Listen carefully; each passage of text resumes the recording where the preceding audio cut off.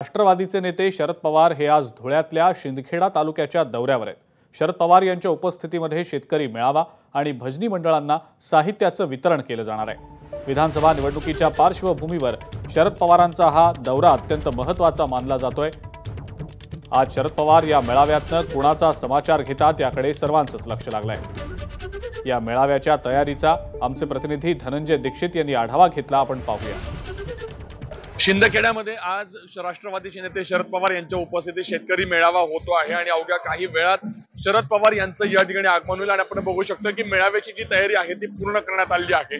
राष्ट्रवादीचे नेते शरद पवार आज शिंदखेडा दौऱ्यावर आहेत आणि आगामी विधानसभा निवडणुकांच्या पार्श्वभूमीवरती हा शरद पवारांचा दौरा जो आहे तो अत्यंत महत्त्वपूर्ण असा समजला जातोय।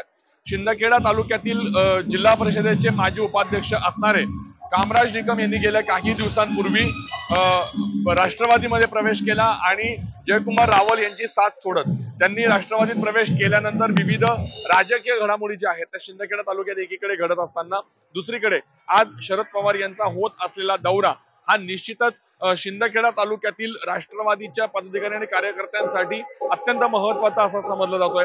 त्याच्यामुळे अवघ्या काही वेळा 10:30 वाजता शरद पवार यांचं या ठिकाणी आगमन होईल आणि ते शेतकऱ्यांशी संबोधित करतील।